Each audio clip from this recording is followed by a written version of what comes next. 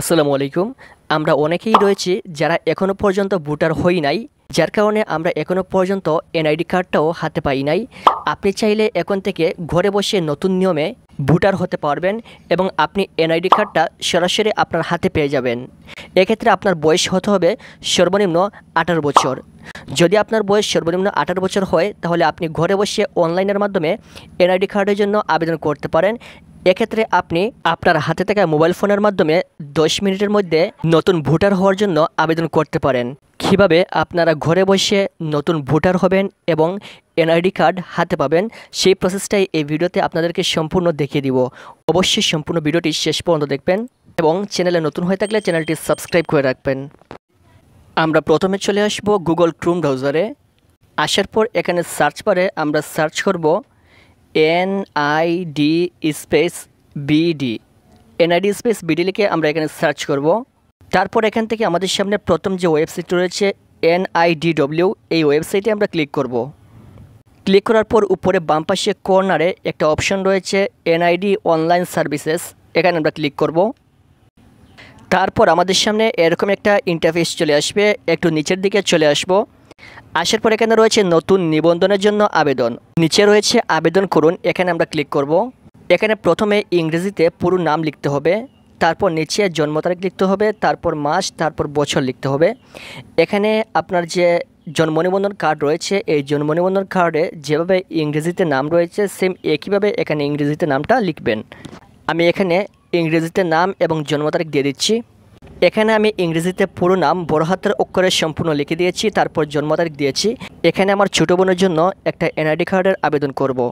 এখানে নিচে দেখেন একটা কোড রয়েছে, এই কোডটা নিচের খালি করে বসাতে হবে।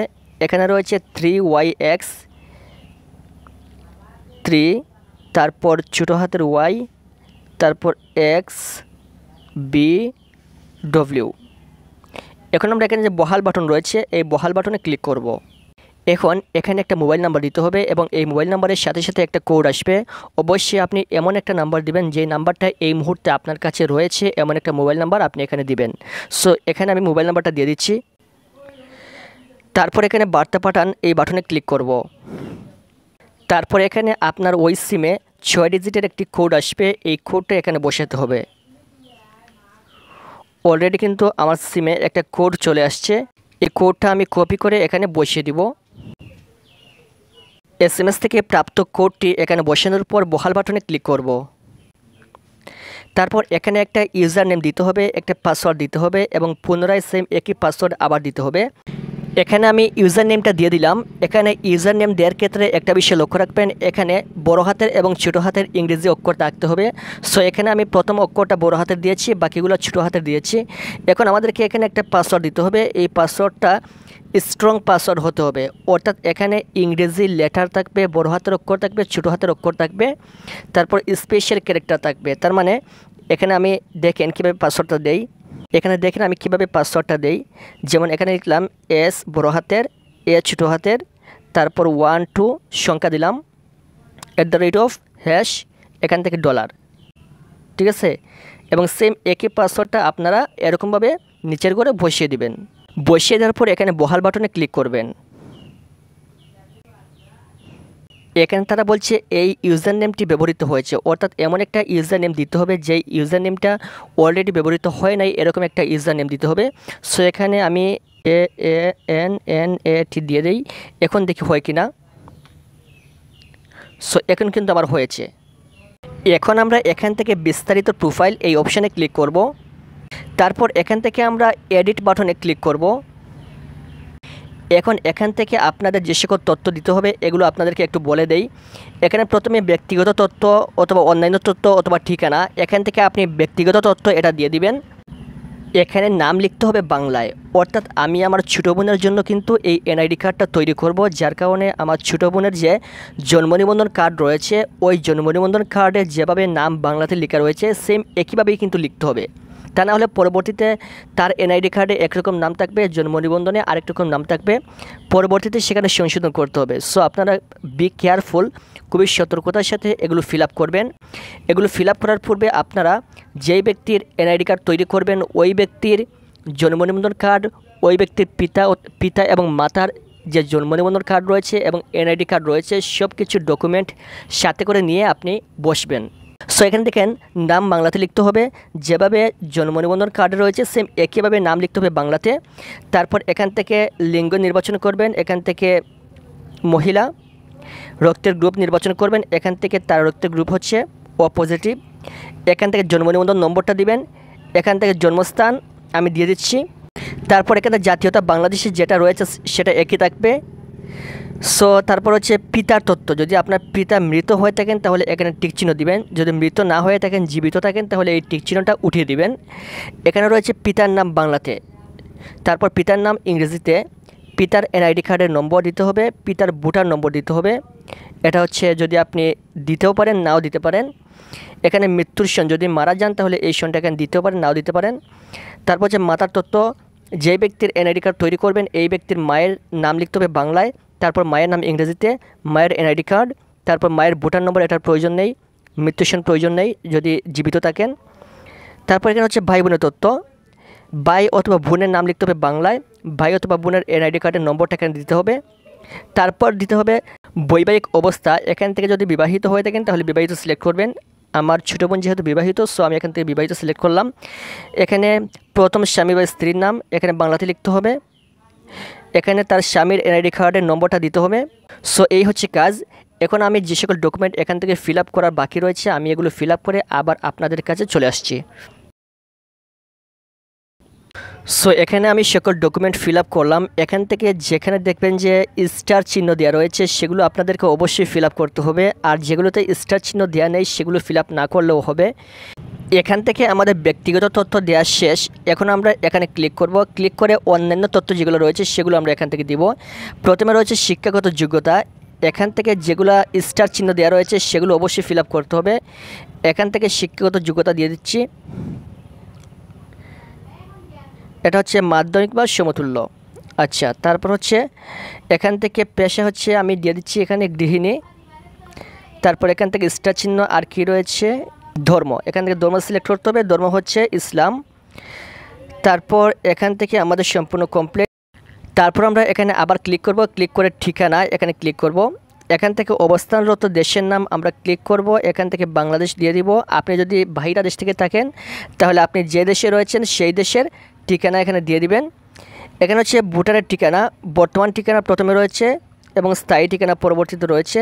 এখান থেকে আপনি কোন ঠিকানাটা দিবেন, আমি বর্তমান ঠিকানা দিয়ে দিব। এখান থেকে প্রথমে বিভাগ সিলেক্ট করতে হবে, আমি আমার বিভাগ সিলেক্ট করলাম। তারপর জেলা, তারপর হচ্ছে উপজেলা,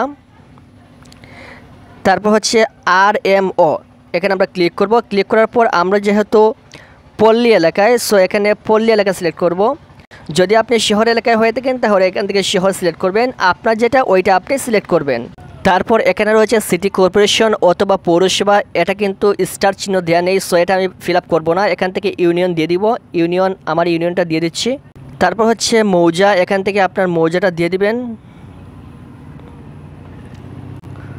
এখান থেকে আমার মৌজার নামটা লিখে দেই। তারপর একটু নিচের দিকে চলে আসবো, এখান থেকে গ্রাম অথবা রাস্তা এখান থেকে দিতে হবে। এখান থেকে অন্যান্য দিলাম, তারপর এখানে লিখে দেব আমার গ্রাম এবং রাস্তার নাম। তারপর এখান থেকে বাসা অথবা হোল্ডিং নম্বর এখান থেকে দিতে হবে। সো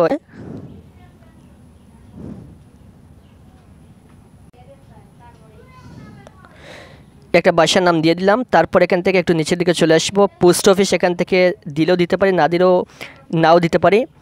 এখান থেকে ভোটার এরিয়া আমরা সিলেক্ট করব। এই শেষে আপনার বর্তমান ঠিকানা, এখন আপনাকে দিতে হবে স্থায়ী ঠিকানা। আমার বর্তমান ঠিকানা এবং স্থায়ী ঠিকানা সেম একই, যার কারণে আমি উপরে যেগুলো বসিয়েছি সেম একই নিচের করে বসাবো। সো এখান থেকে সব কিছু ফিল আপ হওয়ার পর আপনি এখান থেকে একটু চেক করবেন যে কোনো কিছু বাকি রয়েছে কি না। যেগুলোতে স্টার চিহ্ন দেওয়া রয়েছে সবগুলো কিন্তু আপনাকে ফিল আপ করতে হবে। সব কিছু ফিল আপ হয়ে গেলে এখান থেকে পরবর্তী অপশানে ক্লিক করবেন। তারপর আমাদের সামনে এরকম একটা ইন্টারফেস চলে আসবে, এখানে লেখা চলে আসবে কাগজপত্র। কাগজপত্রের প্রয়োজন নেই, এই আবেদনটি করার জন্য কোনো কাগজপত্রের প্রয়োজন নেই। এখান থেকে আমরা পরবর্তী অপশানে ক্লিক করব।